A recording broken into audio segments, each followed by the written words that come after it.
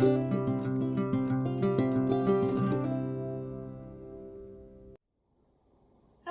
and welcome to another episode of I Demand a Homestead. My name is Amanda, and today we are continuing our series on making kombucha. We are going to talk about how to do our secondary fermentation and add some flavors to our kombucha, which has been made with black tea and just white sugar. So as you will have remembered from the first video, we talked about how if you have a SCOBY, which is the culture, which is a symbiotic culture of bacteria and yeast, which is SCOBY for the acronym. If you have a SCOBY that lives on white sugar, then you can't use any other sweeteners when you're fermenting. It has to always be the same because that's what it's kind of been bred with. If you want to make kombucha with honey, you need to have a special kind of Jun SCOBY or June SCOBY, I'm not sure how you say it, one that's been raised on honey, and then I think you do the same thing if you want it to be raised on green tea. But there's lots of different kind of suppliers of SCOBYs that can kind of get you the SCOBY that you want so that you can make the type of tea that you're wanting to make. This one is a kombucha which is made with black tea, and then it is fed sugar. So this one has been fermenting for 14 days and I've tasted it and it's kind of just the amount of acidity that I like. And so I've got these two batches because we drink a fair amount of kombucha, so I usually kind of make two big batches every couple of weeks, and that'll do us. I actually probably should make more, but this is kind of how much I can manage. And then I'm going to put it into this big container with the flavorings to allow it to sit for 2 or 3 days just to kind of get the flavor in there. And then I usually strain it and then I'll bottle it at that point, which we'll show in another video. So the first thing I'm going to do is I'm going to take the covers off of these, put them over here. And that's just a breathable fabric with an elastic to allow the air in, but to keep kind of other bacteria and wild yeasts out. And you can see we've got big, thick SCOBYs kind of hanging on the top here. So what I'm going to do is I'm going to pour the liquid in here, leaving the SCOBYs in this container. Because you never want to expose your SCOBY to kind of the flavorings that you're going to put in your final kombucha.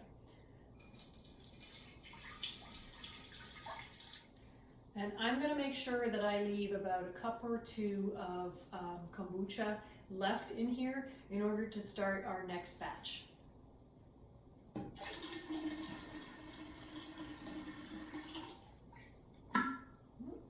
Okay, that looks pretty good to me. Then I'm going to do the same thing with the next one. Pour it in here. All right, that'll do. I'm kind of estimating. You mean the more you have in there, the better to start your next batch. So, and then if you don't have time to kind of make your next batch right away, you can actually leave this for a few days and it's fine. In fact, the stronger it gets, the better start your next fermentation will have. So it's fine if I've left it for like 3 or 4 days and then made another batch and it's been okay, as long as you keep it covered with that cloth that we talked about. Okay, so now if you wanted to kind of make just a plain kombucha, but you wanted it to be fermented, you could put some sugar in here now and just bottle it right away, or you could just put the sugar in the bottles and bottle it right away. I like to add a little bit of flavoring. Normally I would put kind of frozen berries or something like that, or chopped up ginger, depending on what flavor I'm doing. Today I don't have any of that kind of fresh stuff, so I'm just going to use some powdered spices that I have, just because that's what I do have. So I guess I probably technically could just bottle this right away because I really won't need to filter it as much with these powdered spices, but anyway, this is how I normally do it, so that's how I'll show you. So instead of adding sugar to this fermentation, I like to kind of reduce my sugar intake. So I use something called inulin, which is like a powdered fiber. It's not digestible, for us anyway, but it is digestible for the bacteria and yeast.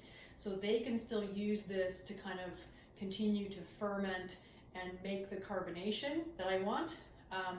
And this will taste sweet, but it won't actually be digested. But it's a prebiotic, meaning that it's food for good bacteria in your gut. So you've got the good bacteria and yeast in here. You've got a prebiotic with this inulin fiber, and so it tastes sweet, but you don't get the extra calories, and then it's good for your gut as well. So I kind of like that.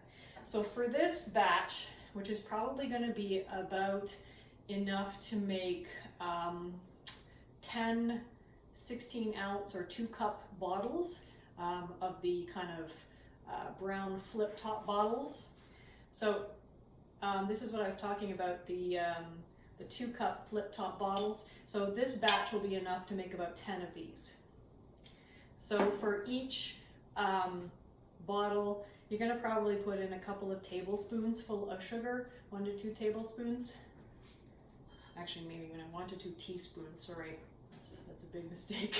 Don't put in tablespoons or it'll explode. All right, teaspoons. So for this batch of about 10 bottles, I'm going to put in about 1/3 of a cup. And I am not terribly precise about this, but I found that that's about right for my taste. Okay, I'm going to put that in there. All right. So my kombucha is going to be made with turmeric and ginger and also some black pepper. The reason why, from what I've read, turmeric's really, really good for you, but you can't, it's not as accessible, the kind of part of turmeric that's really good for you. It's not as bioavailable unless you kind of put pepper with it. I'm not sure why, but apparently that's the way it is. So I'm gonna put a little bit of black pepper. I also like the flavor of it too, so that works out well. And so for each bottle, each one of these 500 ml bottles, you're gonna put in about 1/2 teaspoon of dried herbs or spices. So for this amount, it's gonna be about 2, let me see here, 2 tablespoons. It's gonna be about 2 tablespoons worth, okay? I don't know if I have 2 tablespoons in here. And if my math is wrong, yeah, no, I don't. I got 1. Anyway, that's okay. If my math is wrong, please feel free to correct me. I am not that precise, okay? I'm precise about things like keeping this clean and making sure that I handle the SCOBY properly so it doesn't get contaminated, but I'm not as precise about when it comes to like the adding things and that kind of stuff. So, all right, now we're gonna add our ginger, which is kind of all up at the top here for some reason. Okay, so, and this I will put in 2 tablespoons full. This is gonna be a nice kind of spicy kombucha. Oh yeah, there we go, good stuff. It'll clean your nose out. That's perfect. I like it that way. And then I'm not gonna put that much black pepper, probably about 1/2 tablespoon. Otherwise, it'll be so spicy that people in my household will not be able to drink it. As much as I might drink it, they won't be able to. So we do like to share. Okay, so now what I'm going to do is I am going to just stir that up, and then I will set it aside for a couple of days. Okay, so now we're just going to stir it up to get all those good spices. This already smells awesome. So the ginger and turmeric and black pepper is one of my favorite kind of blends. I'm also going to stir it up to make sure that inulin is well blended in there. The other one that I really like is any kind of berry, fresh berries in the summer, frozen berries in the wintertime, any kind of berry or berry juice with like mint, and I use fresh mint in the summer and frozen and dried mint in the winter. So those are the ones that I've really found that I like. I tried a cranberry cinnamon. I really didn't like it. I think just the sourness didn't really go very well for me. But we're still kind of experimenting with what flavors. But those are our kind of favorite two, is the berry mint and then the ginger turmeric. All right, so now what I'm gonna do, I'm just gonna put the lid on this for probably a couple of days just to let all that kind of get flavor going, and then I will bottle it. So we'll do another video to kind of show you that. All right, so thank you for joining me on another episode of I Demand a Homestead, and we'll hopefully see you in future. If you like this video, please feel free to press the subscribe button, and we'll see you for another episode again soon. All right, take care. Bye.